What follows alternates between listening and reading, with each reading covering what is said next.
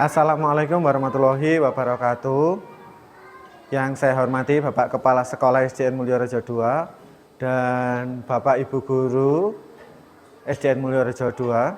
Pada kesempatan hari ini, saya Sendi Hendrar Satrio, CGP Angkatan 11 kelas 165B, akan berdesiminasi budaya positif yang ada di sekolah. Budaya sekolah, apa itu budaya sekolah? Dan mengapa budaya sekolah itu penting?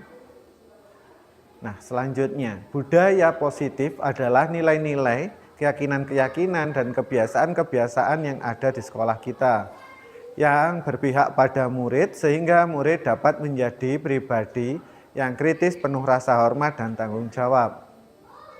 Nah, ini adalah foto-foto dari budaya positif yang sudah ada di sekolah kita, yang seperti upacara bendera dengan tertib, kegiatan keagamaan, salam kepada Bapak Ibu Guru setiap harinya, setiap pagi, dan kegiatan pramuka itu juga sama, melatih kedisiplinan anak-anak.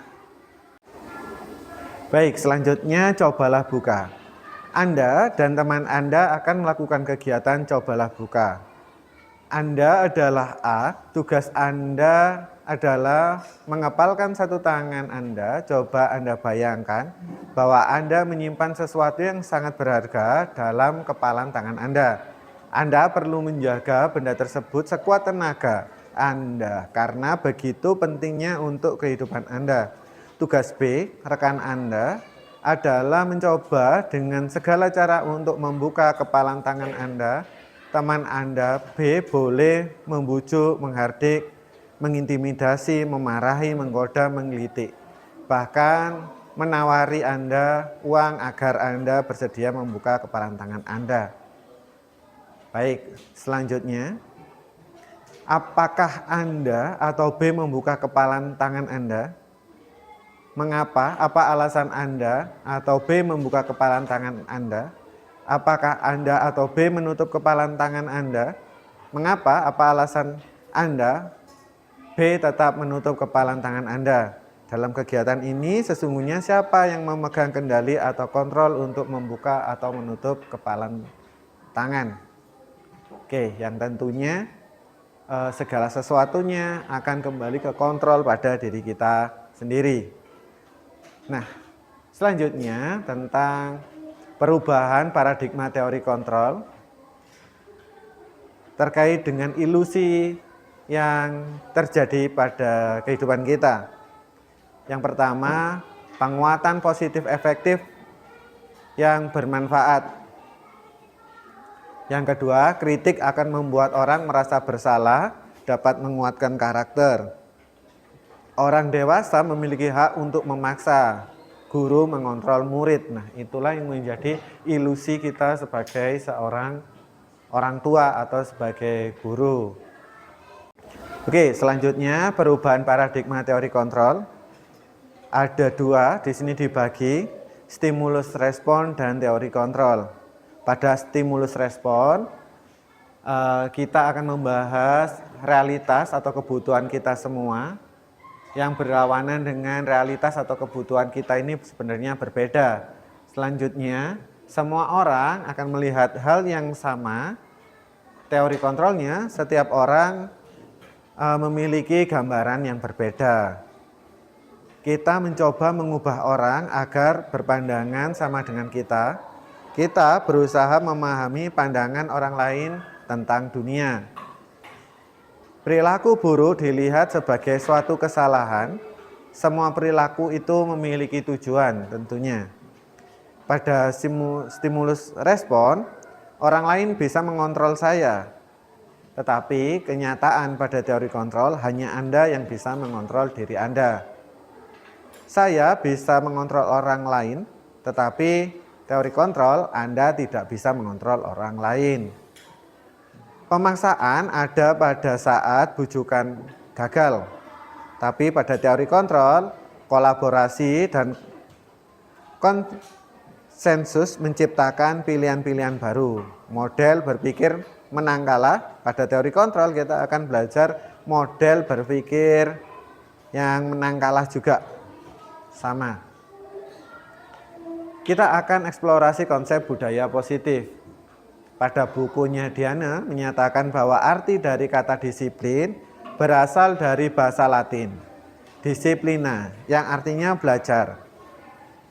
Kata disiplin juga berasal dari akar kata yang sama dengan disiplin, atau murid atau pengikut. Untuk menjadi seorang murid atau pengikut, seorang harus paham betul alasan mengapa mereka mengikuti suatu aliran atau ajaran tertentu.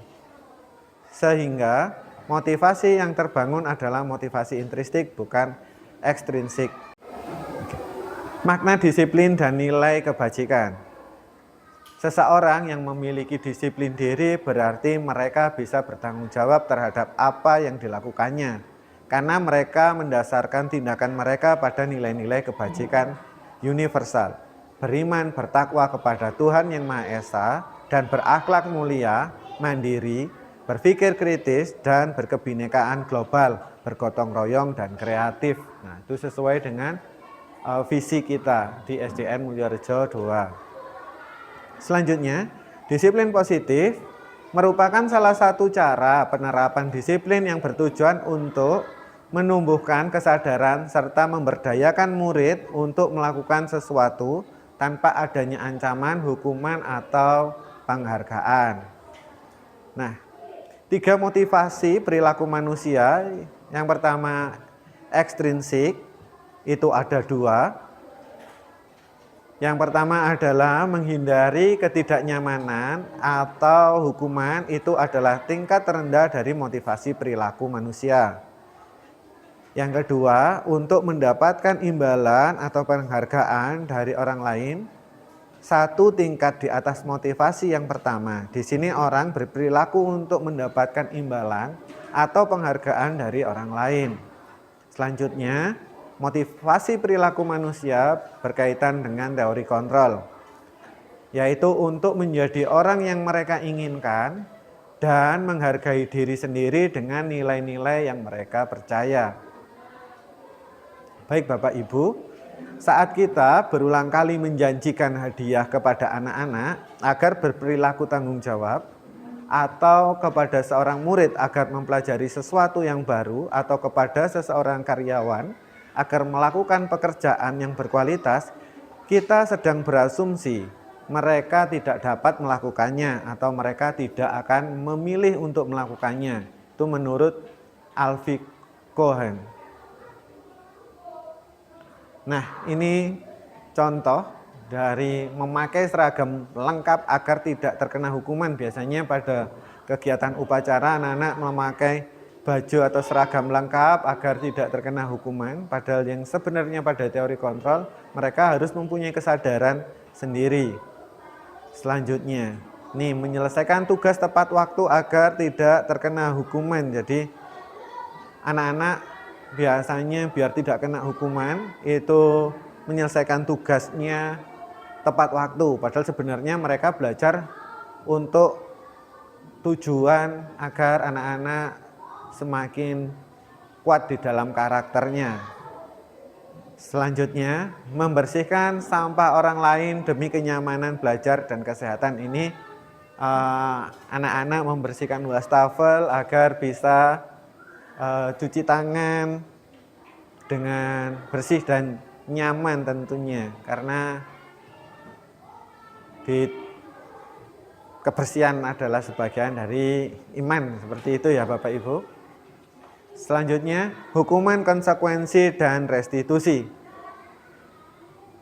Di sini saya akan menekankan apa itu hukuman, apa itu konsekuensi, dan restitusi.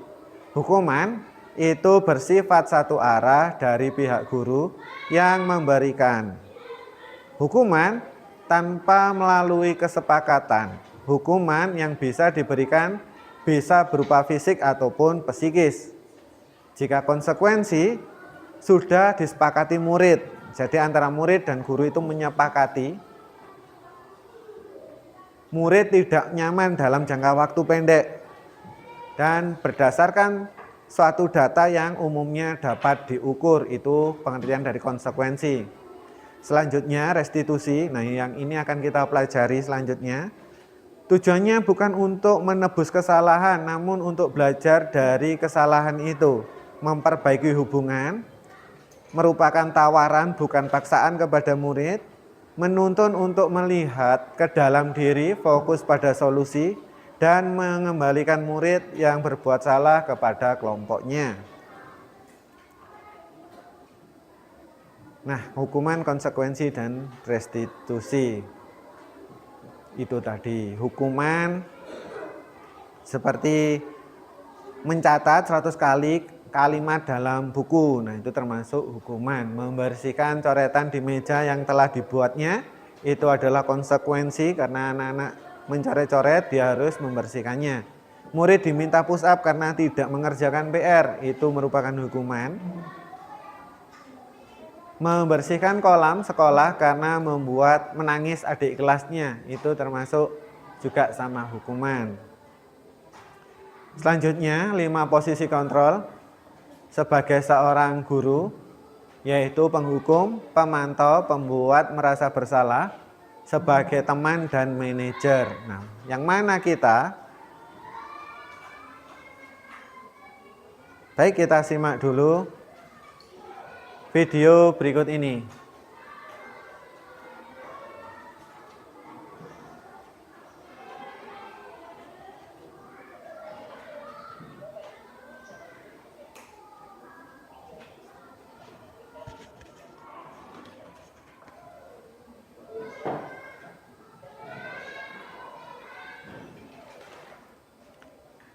Apa perbedaan antara guru A, guru B, guru C, dan D? Nih, yang pertama.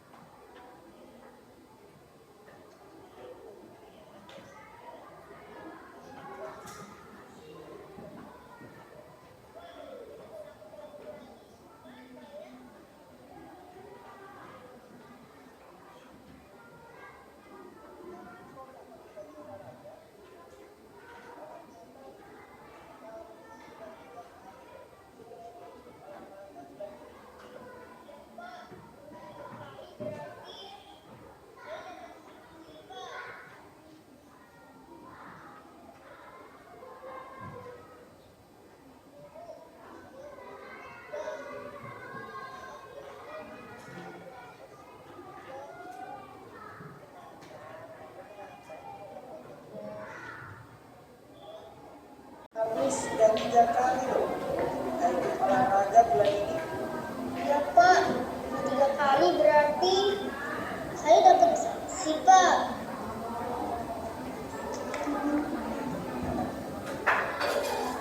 Ibu, saya mau tugas. Maaf ya Bu, saya terlambat untuk tugas.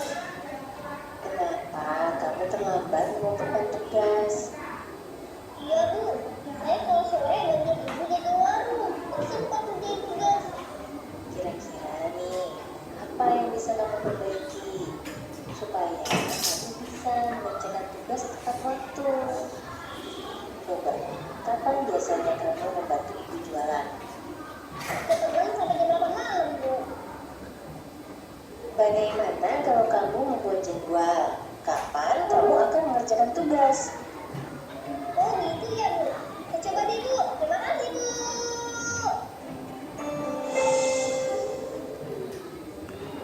Baik, itu tadi Bapak Ibu terkait video kita menjadi guru yang seperti apa. Pastinya tentunya kita menjadi guru yang nomor 5, posisi kita sebagai manajer. Selanjutnya, segitiga restitusi. Jadi apa itu segitiga restitusi? Jadi restitusi adalah proses menciptakan kondisi bagi murid untuk memperbaiki kesalahan mereka, sehingga mereka bisa kembali pada kelompok mereka dengan karakter yang lebih kuat menurut Goosen tahun 2004. Selanjutnya, segitiga restitusi itu memperbaiki hubungan, artinya di sini proses ini menciptakan kondisi yang aman bagi murid untuk menjadi jujur pada diri mereka sendiri dan mengevaluasi dampak dari tindakan mereka pada orang lain. Restitusi adalah tawaran, bukan paksaan. Artinya apa? Restitusi yang dipaksa bukanlah restitusi yang sebenarnya, tetapi konsekuensi bila guru memaksa proses restitusi, maka murid akan bertanya, apa yang akan terjadi kalau saya tidak melakukannya? Misalnya mereka sebenarnya tidak suka konsekuensi yang guru sarankan.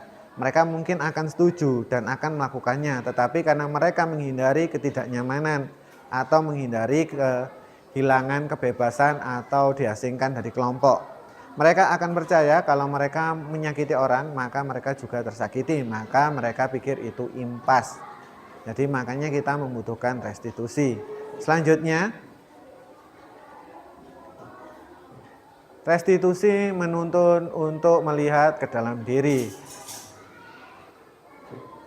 Dalam proses restitusi, kita akan melihat adanya ketidakselarasan antara tindakan murid yang berbuat salah dan keyakinan mereka tentang orang seperti apa yang mereka inginkan. Restitusi mencari kebutuhan dasar yang mendasari tindakan, artinya untuk membantu murid mengenali kebutuhan dasarnya, guru bisa meminta mereka mengenali perasaan mereka, perasaan sedih dan kesepian, menunjukkan adanya kebutuhan cinta dan kasih sayang yang tidak terpenuhi, perasaan dipaksa atau terlalu banyak beban, menunjukkan kurangnya kebutuhan akan kebebasan, perasaan takut akan kelelahan, kelaparan menunjukkan pada kita kalau kita merasa tidak aman. Perasaan bosan menunjukkan kurang terpenuhinya kebutuhan akan kesenangan. Selanjutnya, restitusi diri adalah cara yang baik ketika Anda berhadapan dengan orang lain dan melakukan evaluasi diri, maka 9 dari 10 orang yang diajak bicara juga akan melakukan evaluasi diri juga. Mungkin akan ada 1 dari 10 orang yang kita ajak bicara justru akan menggunakan kesempatan itu untuk menghukum Anda. Kalau itu terjadi, tanyakan saja apakah Anda mau menggunakan kesempatan itu untuk menjelek-jelekkan saya, atau Anda mau membuat situasi ini menjadi lebih baik. Anda mau ke arah mana? Nah, seperti itu. Restitusi fokus pada karakter bukan tindakan. Ketika guru membimbing murid untuk menguatkan karakter, guru akan mengatakan, Ibu, Bapak tidak terlalu mempermasalahkan apa yang kamu lakukan hari ini, tetapi mari kita bicara tentang apa yang akan kamu lakukan besok. Segitiga restitusi. Selanjutnya, restitusi itu menguatkan. Bisakah momen ketika murid melakukan kesalahan menjadi sebuah momen yang baik? Jawabnya tentu bisa, asalkan ia bisa belajar dari kesalahan itu. Apa maksud dari kalimat kita bisa lebih kuat setelah kita belajar dari kesalahan? Lebih kuat di sini maksudnya bukan menekan perasaan kita dalam-dalam. Kuat di sini artinya menyadari apa yang bisa murid ubah dan murid benar-benar mengubahnya. Guru bisa bertanya, apa yang dapat kamu ubah dari dirimu sendiri? Bagaimana kamu akan berubah? Restitusi fokus pada solusi. Dalam restitusi, guru menstabilkan identitas murid dengan mengatakan, kita tidak fokus pada kesalahan.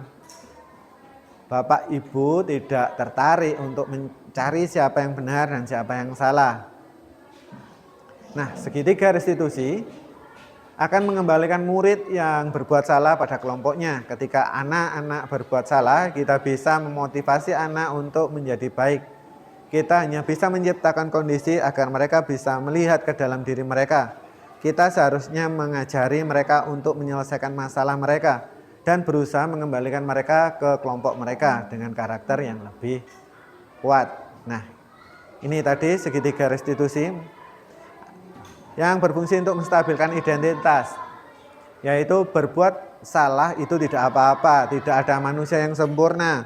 Saya juga pernah melakukan kesalahan seperti itu. Kita bisa menyelesaikan ini. Bapak atau ibu tidak tertarik mencari siapa yang salah, tetapi bapak atau ibu ingin mencari solusi dari permasalahan ini. Kamu berhak merasa begitu. Apakah kamu sedang menjadi teman yang baik untuk dirimu sendiri?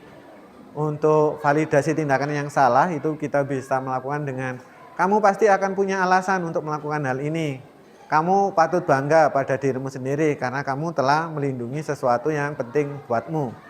Kamu telah mempertahankan sikapmu itu, tetapi kamu harus menambahkan sikap yang baru. Dan yang terakhir, menanyakan keyakinan. Apa yang kita percaya sebagai kelas atau keluarga? Apa nilai-nilai umum yang telah kita sepakati? Kemudian apa bayangan kita tentang kelas yang ideal? Kamu mau jadi orang yang seperti apa? Ini adalah contoh penerapan restitusi.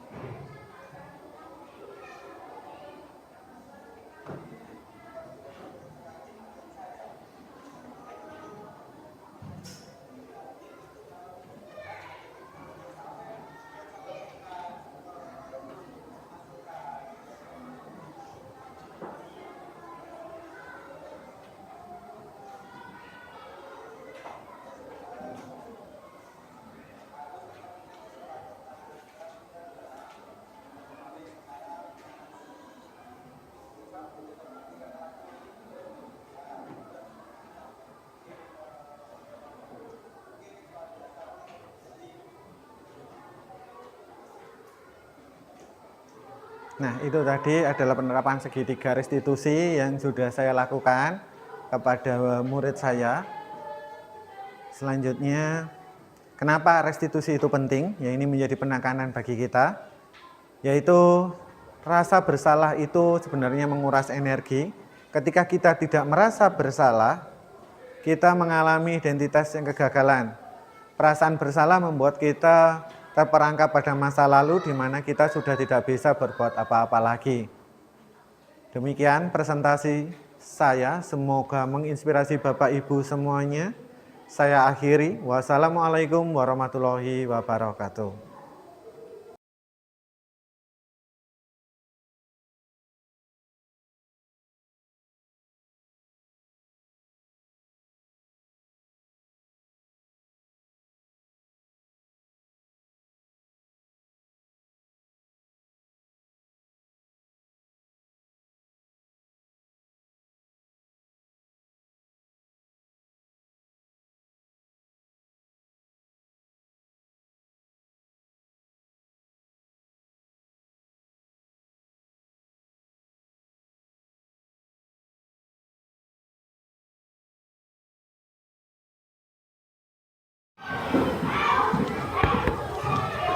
Baik, assalamualaikum warahmatullahi wabarakatuh. Berikut ini akan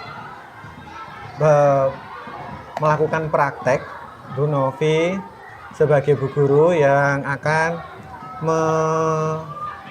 mengatasi kasus seorang siswanya dengan segitiga restitusi. Baik, selanjutnya akan kita simak bagaimana praktek atau latihan dari Bu Novi untuk melakukan kegiatan segitiga restitusi. Baik Bu, kita bisa memulainya. Adi, apa kamu ingat perbuatan apa yang kamu lakukan hari ini? Ingat Bu, saya hari ini tadi mengambil pensil miliknya temanku Bu. Kenapa kamu mengambil pensil milik temanmu? Iya, karena pensilku patah Bu, saya nggak punya pensil lagi, makanya saya ngambil pensilnya temanku Bu. Sebetulnya kamu anak yang baik, Adi. Seharusnya kalau pinjam minta izin terlebih dahulu, tidak langsung diambil. Iya Bu. Bagaimana perasaanmu jika kamu berada di posisi temanmu, pensilnya diambil tapi tanpa izin? Mungkin aku akan sedih Bu, kalau pensilku diambil sama temanku. Terus apa yang akan kamu lakukan jika kamu merasa sedih saat pensil itu diambil temanmu? Kira-kira apa yang akan kamu lakukan? Aku akan meminta kembali Bu pensilku. Meminta kembali Ya. dengan cara bagaimana? Eh,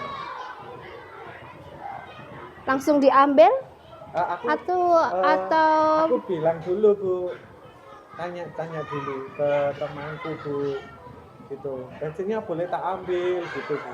kalau berarti kita harus Bilang dulu Bu sebelum mengambil Ya. ya.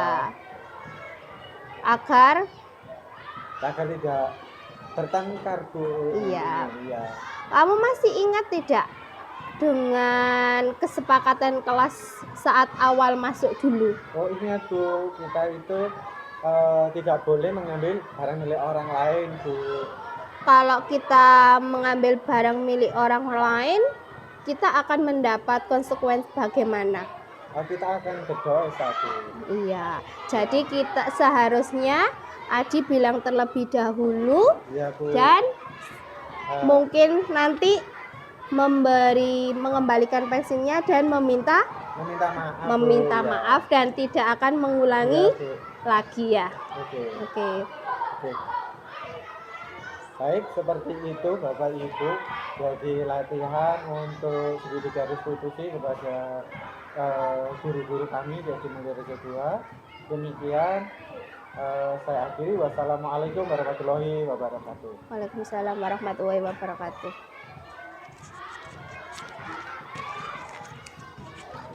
Baik, assalamualaikum warahmatullahi wabarakatuh. Berikut ini kami akan berskenario untuk segitiga restitusi. Jadi praktek bagaimana seorang guru bisa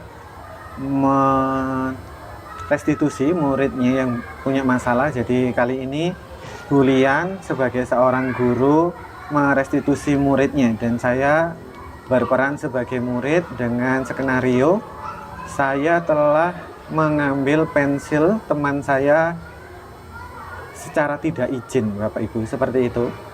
Maka berikut akan kita simak bagaimana Bu Lian akan praktek segitiga restitusi itu. Baik, sudah siap Bu Lian? Siap. Baik, oke. Kita mulai. Adi, kenapa kamu melakukan hal itu tadi? Saya itu Bu kehilangan pensil Bu di kelas. Kalau kehilangan pensil, memangnya harus mengambil milik teman tanpa izin. Iya ya Bu, tapi saya nggak punya Bu. Nah, kalau nggak punya, apa yang harus kamu lakukan? Bagaimana perasaanmu kalau misalkan pensil Benny kamu ambil? Apa yang kamu rasakan? Kalau Benny kemungkinan bersedih Bu, dan saya sepertinya merasa nggak enak sama Benny Bu, saya merasa bersalah.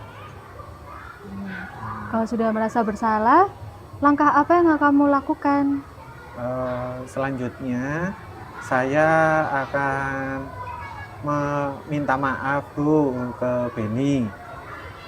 Setelah minta maaf, apa cukup untuk hal, kan Benny sudah kamu ambil pensilnya, dia merasa sedih, terus kamu minta maaf ke Benny, apa dia sudah merasa cukup senang?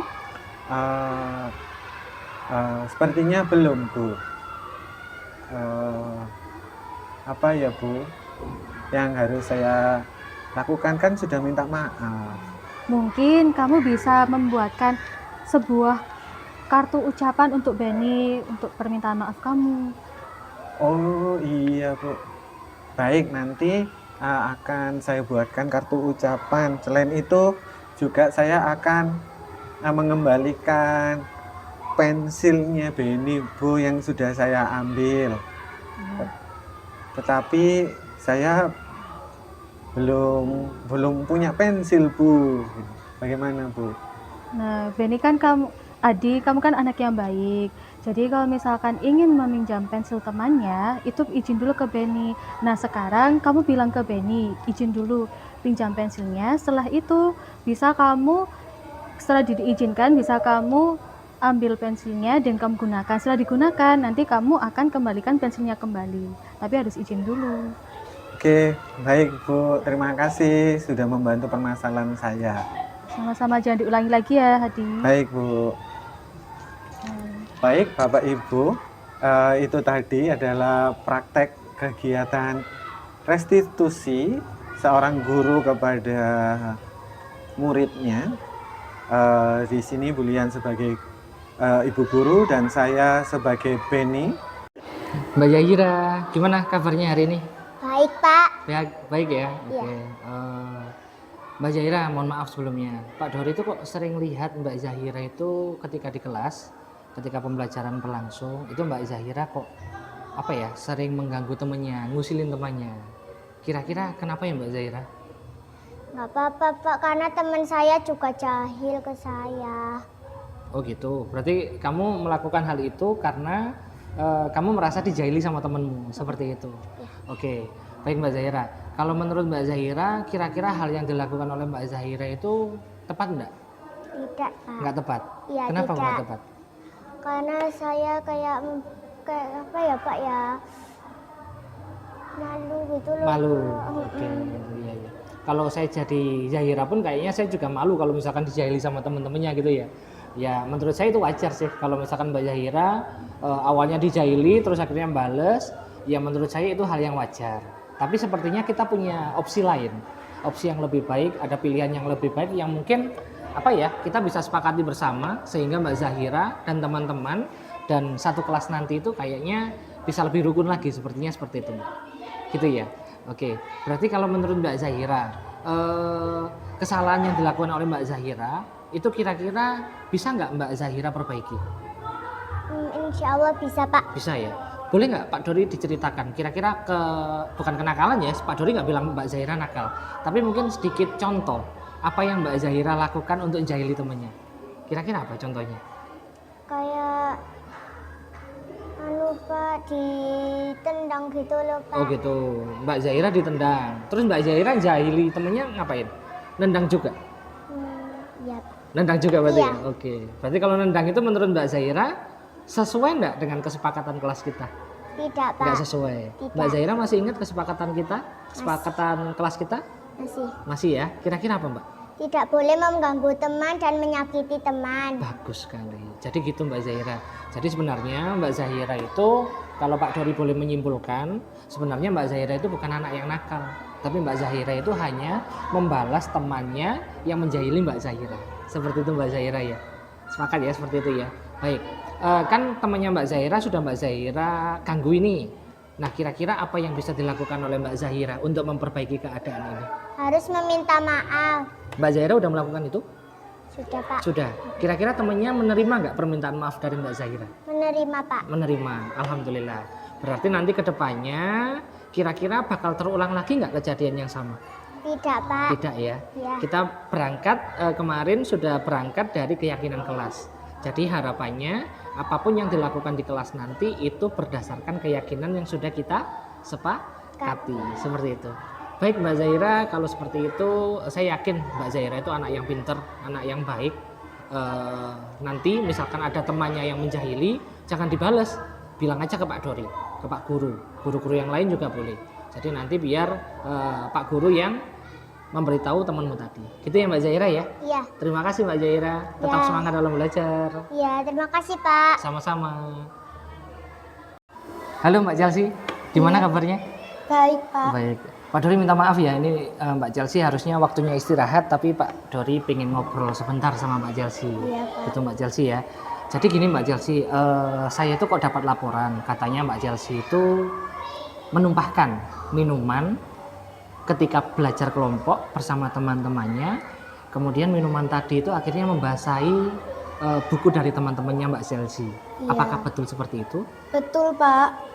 Saya tidak sengaja menumpahkan air itu Baik. karena tersenggol tangan saya. Oh gitu, berarti kegiatannya betul ketika kerja kelompok berarti ya? Iya, Pak. Kerja kelompok, terus Mbak Chelsea nggak sengaja nyenggol minuman, kemudian tumpah ke bukunya teman-temannya Mbak Chelsea. Iya. Kalau saya jadi Mbak Chelsea, ya saya bisa merasa salah, bisa juga ketakutan juga. Apakah Mbak Chelsea merasakan hal yang sama? Iya, Pak. Saya merasakan hal itu. Oh gitu.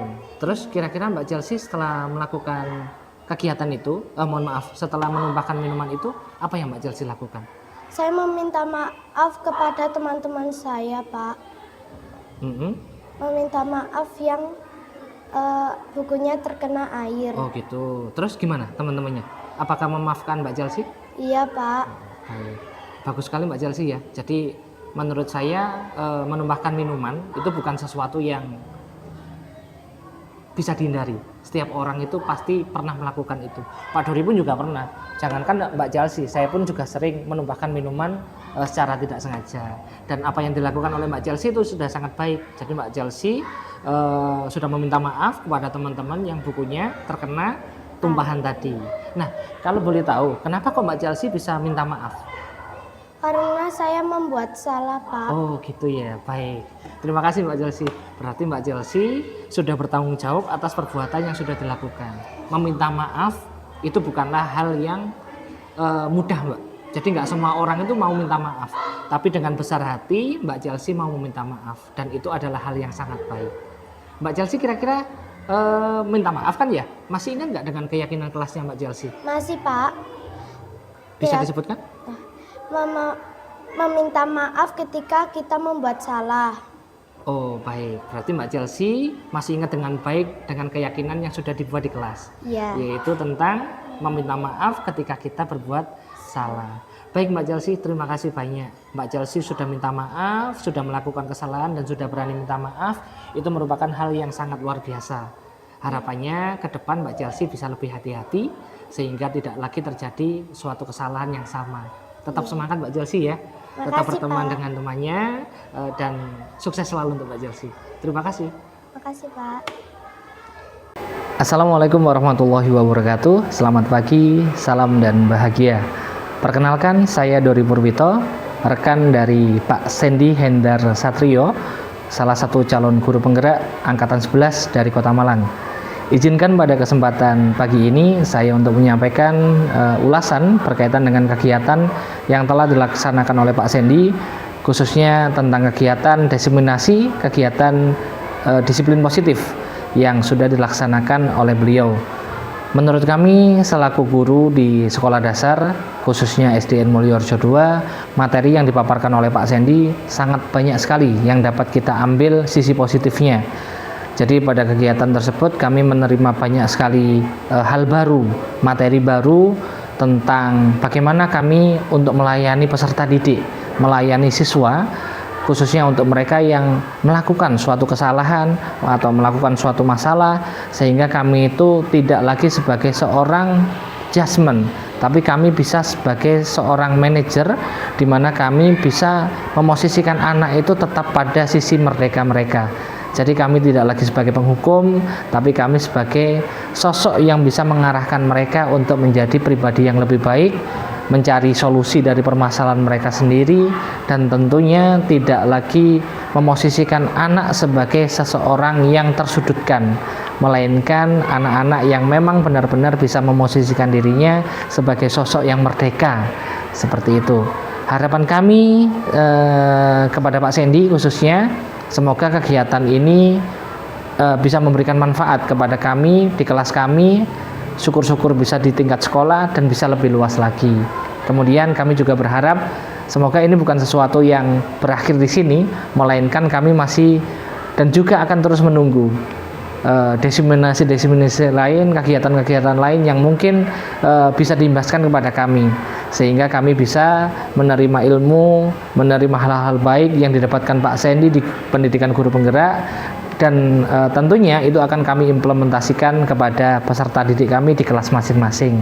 Terima kasih, terus semangat untuk Pak Sandy, terus bergerak guru Indonesia, salam dan bahagia, bergerak, tergerak, dan menggerakkan. Wassalamualaikum warahmatullahi wabarakatuh. Assalamualaikum warahmatullahi wabarakatuh. Menyampaikan terkait dengan kegiatan hari ini yang disampaikan oleh Pak Sandy, telah menyampaikan budaya positif di SDN Mulyorejo 2. Alhamdulillah sudah cukup bagus dari semua peserta yang ikut ini, menerima materi dengan bagus sekali dan memahami semua apa yang disampaikan oleh Pak Sandy. Dan harapan kami terkait dengan budaya positif ini memang harus selalu ditanamkan kepada anak-anak dan dipertahankan, terutama yang sudah ada dan yang sudah baik. Misalnya salaman pagi, dan anak-anak memakai seragam dengan tertib, dan nah ini budaya positif yang harus tetap kita pertahankan di SDN Mulyorejo 2 ini. Dan kepada Pak Sandy, saya pesan terkait dengan kegiatan ini, pendidikan guru penggerak ini mau bisa ditingkatkan sehingga nanti bisa disampaikan kepada teman-teman ilmunya, sehingga benar-benar jenengan nanti bisa menjadi orang yang tergerak, bergerak, dan menggerakkan. Ini tidak hanya sekedar slogan, tapi bisa merubah SDN Mulyorejo 2 ini lebih baik lagi, terutama peningkatan kualitas dari budaya positif yang sudah kita lakukan. Sebenarnya ini sudah kita lakukan sudah lama, namun dengan adanya Pak Sandy ini mengikuti pendidikan guru penggerak, harapannya nanti ini bisa lebih baik lagi, lebih kita sempurnakan lagi. Saya rasa itu yang bisa saya sampaikan, mudah-mudahan ada guna dan manfaatnya. Terima kasih. Wassalamualaikum warahmatullahi wabarakatuh.